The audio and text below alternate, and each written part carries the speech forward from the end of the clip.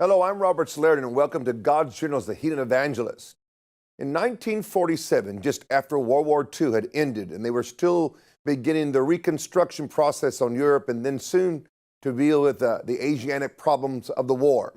In 1947, two young lions came roaring out of the unknown parts of America that would become the dominant voices of Christianity in America and around the world from 1950 all the way into past the year 2000. Those two young lions was Oral Roberts and Billy Graham.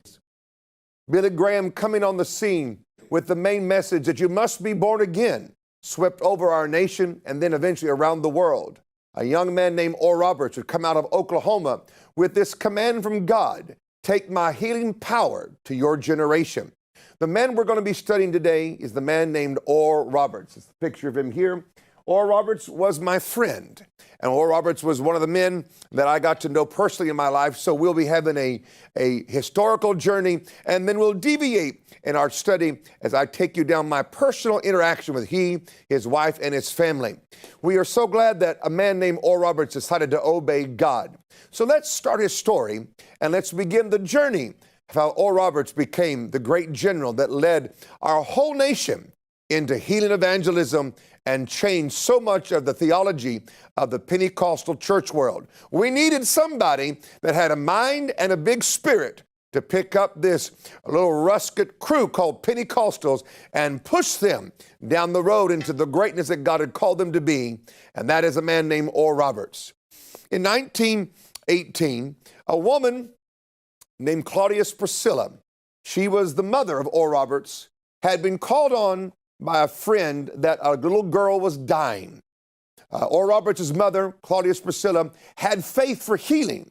In those days, in the early 1900s, not many people understood healing or prayed for the sick. It was more like if you got healed, it was one of those unusual moments where God sovereignly touched you. But she was pregnant with her last child, and she was going across the fields to pray for the little girl that was dying. And she began to talk to God as she crossed the field and went under the barbed wire fence as a thunderstorm was also on its way. Claudia, as she crawled under the barbed wire, she began to ask God and pray to God these words: if you'll heal the little girl today that I pray for, then the child that I carry, I will give to you, and you can have this child to do whatever you want with it. I will not have any claims. I will not have any emotional controls. I will support this child in the work that you may call them to do. And so as she come under the barbed wire fence and journey through the rain and the thunderstorm, she would get to the home and pray for the little girl. And that day, that little girl was healed. And Mama Roberts, as we would call her, kept her promise to God. Oral Roberts was born January 24th, 1918 in Ada, Oklahoma. His parents were Ellis and Claudius Roberts. Roberts' family had come from Wales in their history or their genealogy. They had got up and decided to leave Wales and move to the New World of America. They came and got off the boat and made their journeys into Tuscaloosa, Alabama. And after a while, the next generation came and decided they didn't want to live anymore in the South and all the troubles that were going on related to the Civil War. So they packed up all their wagons. There was no cars in those days. They packed up all their wagons, about 20 of them, and they left Alabama and got to central Arkansas and found some beautiful land and decided to build their own town, their own settlement in the middle of central Arkansas that they called Robertsville, which is still an existing town today. Isn't that kind of nice that there's a whole town just for your family and it still exists in modern times? And so that is the side of Oral's father that they came. They were people that were not very well-to-do, but they were good hard workers. They knew how to work the land. And Oral's mother was Cherokee Indian. And as time passed in those days, the Native Americans, there was a conflict with them in our culture at that time. But God had arranged for Ellis and Claudius to get together and form a great, great family that would give us the young man named Oral Roberts. When Oral Roberts was born, he was not born into the lap of luxury. He was born in the pain and the sting of poverty. He was born on the farm. He was born with not many shoes to wear. And he and his brother, as I'll show you the picture here, you can look at them and you can see in their faces that they were little children that did not have a lot of joy, did not have a lot of things that they could enjoy, possessions, and sometimes even food was rough for them to have. But in this home, Mama Roberts and Oral's father would teach them the Bible. His dad would be a preacher. Mama Roberts was a great prayer warrior. She was only about 5 foot tall. I remember her as a little boy going to her home there in Tulsa because my grandmother used to help take care of Oral's mother in her latter years. So we had interaction with Mother Roberts. She was a feisty little woman. She had the ability to move a crowd just in a few seconds when she would be introduced at times in Oral's future meetings. He said of her that she could take about 20 seconds and 10,000 people would be on their feet clapping and yelling and screaming and praising God. She had such a dynamic way about her and a way to talk. But she also had a very strong way to speak to her son Oral. She named him Granville Oral Roberts. The name Oral means the spoken word, and the word Roberts, or the name Roberts, means to shine with glorious fame. I think they named him right. A man that would speak the oracle of God and shine with God's glorious fame upon his life and his ministry. This little boy that was born to them could not speak properly. He was a stutterer. The great Oral Roberts could not clearly speak a sentence or to give a feeling with his words that did not cause trouble getting it out. He would be a stutterer. His uncle would tell his father, quit telling that young boy Oral that he's going to be a preacher. He can't even say his name. It's real sad when family can't encourage other family members and hold sometimes their own opinions to themselves. And if you can't speak anything good, then be quiet. But I guess the uncle didn't know that. But Mama Roberts one day found Oral running home from school because the bullies at school had been making fun of him and beating him up because he was a stutterer. He came home crying. The two sons came home, and she could hear the commotion of them running down the road. She ran out to meet them, and Oral was crying as a little boy. She brought him into the living room and set him on her lap with her piercing eyes and her way of talking. She told Oral the story that I just told you.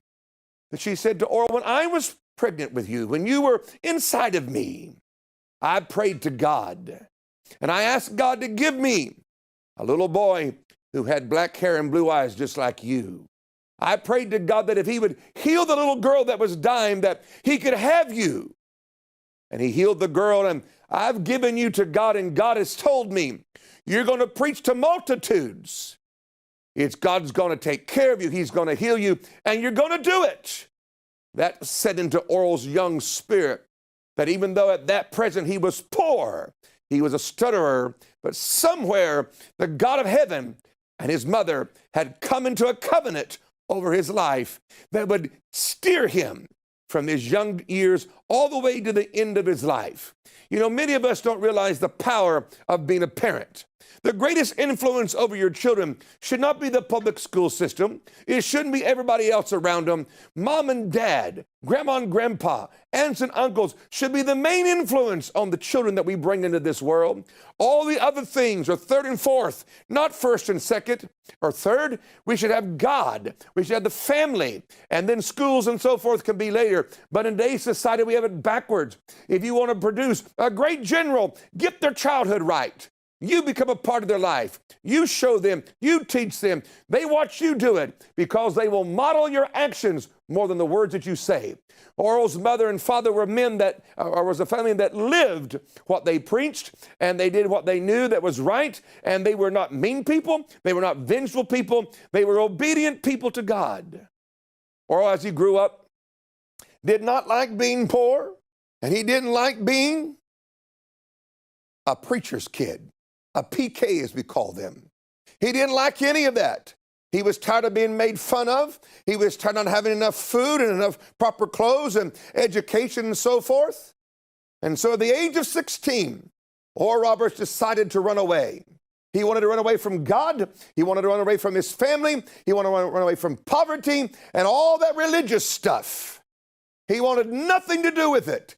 His goal was to become a lawyer and to become the governor of the great state of Oklahoma. That was his goals as a young man. And he knew he could not do that in the poverty and the religious structures that he grew up in. One night while he was playing basketball, like all young men, they get involved in sports and things when they're in school and with their friends. And Oral was a very good basketball player. He had run away from home with the basketball coach. He was leaving the town where he was and moving to another place. And Oral was invited by the coach to leave and go with him. The coach that took him was not a man that knew God. He was just a nice coach that saw Oral's talent and knew that Oral wanted to get out of where he was. So Oral ran away from home and left home at 16. While playing on a basketball tournament one night, he collapses as he's about to make a layup on a basketball tournament and collapses on the court and begins to cough. And he comes conscious. He comes back to his consciousness. He's coughing and blood is coming out of his nose. And he could not stand up. The coach came out and the game, of course, stopped. Oral could not stand. And the coach said, Oral, I'm going to take you back to your mom and dad. So the home that he ran from, the parents he didn't want to listen to anymore, back to the same bed, the same room, same house, same person, and his mom and dad that he ran from. He's laid in the bed, and doctors start coming, and they'd quietly talk outside of the room, and he could hear by the sound of the crying and the tone of the conversations that it wasn't good news. And so finally, his parents told him, you're going to die of TB unless God does a miracle. The doctors had said, you've got tuberculosis. And in those days, tuberculosis, or TB as it's called for short, was a killer. There was no cure. There was no medicine. Most people that got TB died of it. And here is a young man, 17 years old, on his deathbed, dying, coughing every night and every day, and parts of his lung and blood coming up out of him onto the pillow and on the sheet. He's losing weight. He becomes frail. The little ladies would come and pray for him, and other folks would come to pray for him, and most of them didn't know how to pray the prayer of faith to raise somebody up from the bed of sickness and death. They just prayed, oh, God, if it be your will, help him, and if not, prepare him for his passing on and crossing over. No wonder some people ran from the church. You hear those kind of prayers and talk. It's better to be by yourself than to have people telling you God's going to get you to prepare you to take you on the other side. When you're 17, you don't want to die. When you're 17, you want to live, you want to thrive, you want to enjoy, you want to do, you want to accomplish. And sickness had come into his body and put him on his back. And there was no hope. According to everything he heard, he was going to die. His sister Jewel came into his room one afternoon and said 7 words that put hope into his heart. She walked in with a certain tone and disposition that made an impact and penetrated all the thoughts and the words that he'd heard from everybody else. And she said, Oral, God's going to heal you. It's nice to speak good words to people, especially when they're down and out. Oral, God's going to heal you. He said back to Jill, do you really think that God could heal me? Do you really think that God wants to raise me up? Do you think that? She goes, yes, Oral, God's going to heal you. He grabbed a hold of those words and began to have hope that something good might happen to him. That evening, I should say a couple of days later, his father says, Oral, I'm not sure you're right with God. And I'm going to kneel at the end of your bed, and I'm not going to get off of my knees until you get right with God. If you leave this world, you're not going to go to hell. I want to make sure that you go to heaven. So he got on his knees at the end of Oral's bed where he was dying.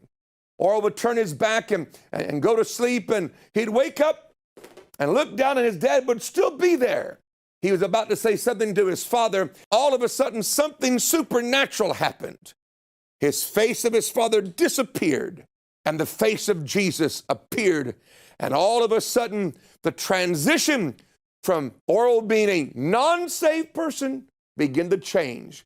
In that moment, in that time of that experience, when he came out of that vision, His dad led him to the Lord and accepted Christ as his Savior. Oral Roberts had just gotten saved. He was dying, but now at least he knows where he's going to spend the eternity. He's going to go to heaven. But then Oral thought, after feeling the joy of salvation, why would God save me and still let me die? Those are honest questions that a sick person will have. If God is so great and God is so kind, why can't he fix this too? Well, his brother had been visiting a tent meeting not far from where they lived. He and his family had been going to the tent meeting, and the preacher there was actually praying for the sick, and they were getting healed. He leaned over one night after seeing a miracle happen, and he says to his wife, I think we should bring Oral here, and God could heal him here in this meeting. And the wife encouraged the husband to say, okay, yes, let's go talk to Oral and to the family, and let's see if they'll come. So they drove over and came into the house and almost didn't even ask, just kind of told him, Oral, we're going to take you to a tent meeting where a man is praying for the sick and they're getting healed, and I think God can heal you there. He was frail. They wrapped him up in the sheets of the bed and on a mattress and put him in the back of the car with his family and drove him from the house to the tent meeting and put him in the chair for the back of the tent. A man named George Muncie was the preacher. A small tent.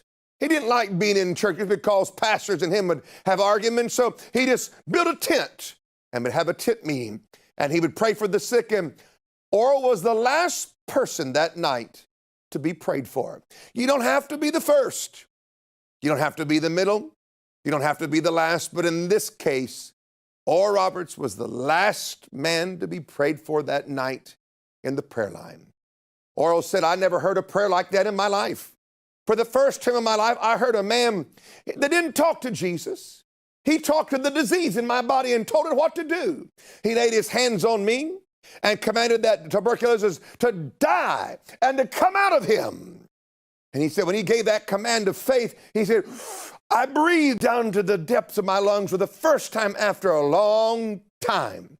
Oral Roberts had just been healed. The young man had gotten saved a few days before, and now he's in a tent meeting where a man of God knew how to curse disease and make it leave a body in Jesus' name. When that command of faith came with confidence, the power of God struck the lungs of Oral Roberts and healed him, and he breathed down into his lungs for the very first time. Oral Roberts had been healed. When he goes home, it would take him almost 2 weeks to get all of his strength back, and even longer for certain aspects for him to have full capacity. Sometimes it takes a while once you're healed for the rest of your body to catch up, for it to recover from all that it has gone through. So Oral began to recover and become a perfectly, totally healed young man. But with that, he had now given his life to Jesus. He had now been healed, and now he was out preaching with his father, giving testimony of how he was rejecting God and running from God, and he fell on a basketball court, and God brought him home and saved his soul, and then healed his body and told him the great line. Actually, to be truthful to the story, on the way from the house to the tent, Oral heard God's voice for the first time. He said, I'm going to heal you tonight, and I want you to build me a university. Now, that's kind of powerful that on the way to your miracle, you're given your command and your commission and your duty. Take my healing power to your generation and build me a university, because I'm going to heal you tonight. Were the three things that God told Oral on the way to the tent. Thank God that he speaks to people how they hear and understand. Oral would travel around, and pastors would see this sharp young man with an ability to speak and on fire and passion, and they begin to book him for their own revival meetings. So Oral Roberts' ministry began by him giving testimonies with his father and now his own meetings. So he's quite successful with what I would call the Midwestern Pentecostal group. But in the middle of all this, he becomes successful, and he's a young man, and so he's now living for Christ and doing what he thinks is right before God, and his family's helping him.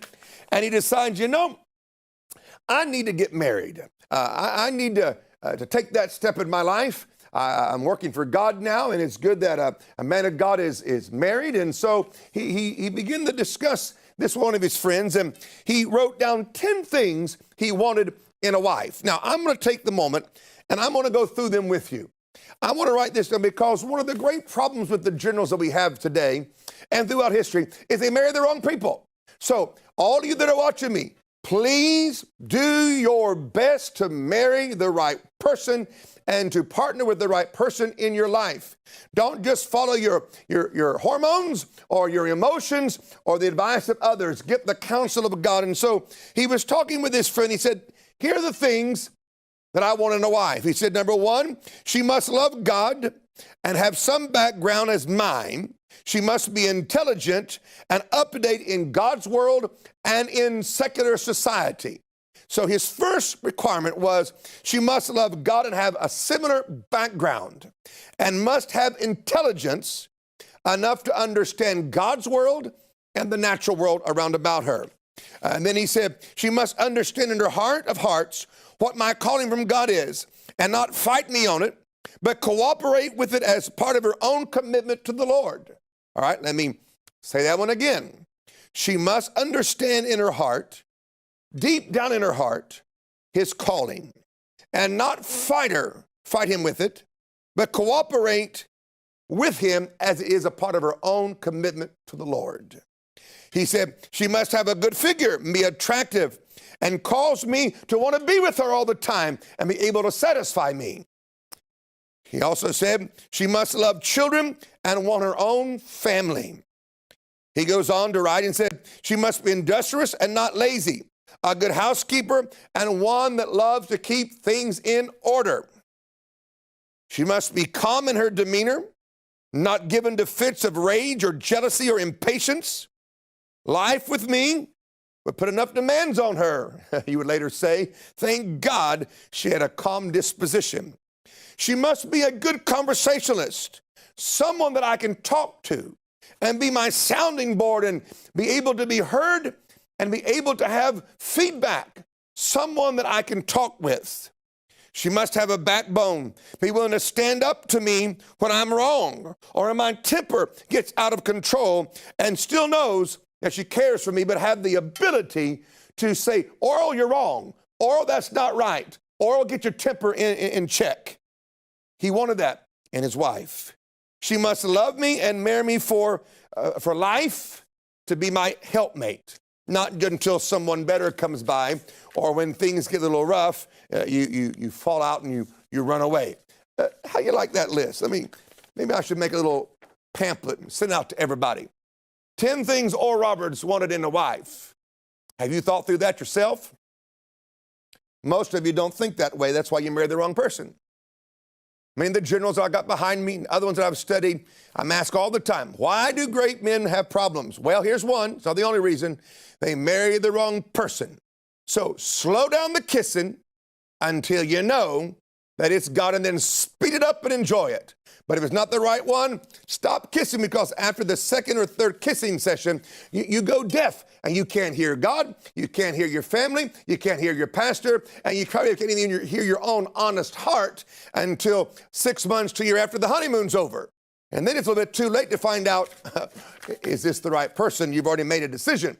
So we want you to be able to live with the person, work with the person, and obey God together. And he found a woman named Evelyn who met that criteria. In 1936, he and she were in a band in a camp meeting. They both were playing the guitar, and sit down next to Evelyn, and he'd come in a little bit late, and his hair was not quite in place, and he was tuning his guitar, getting ready for the Pentecostal Holiness camp meeting, be a part of the band. And he asked this lady next to him, young girl, is my hair okay? And she said, it's fine. In that moment, Evelyn would know that this is my husband for life. She'd go home after that service and write in her diary, I've met the man I'm going to marry, and I met the man I'm going to work with God. I've met him. But after a while, he didn't really recognize her. He was busy about other things.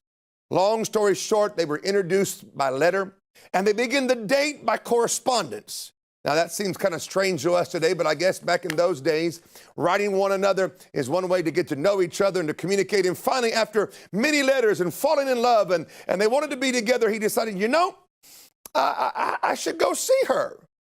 He was living in Oklahoma, and she was a school teacher in Corpus Christi, Texas.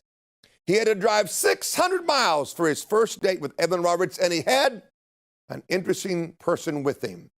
His mother, Mama Roberts, said, I'm going with you, or we're not going to let you make a mistake.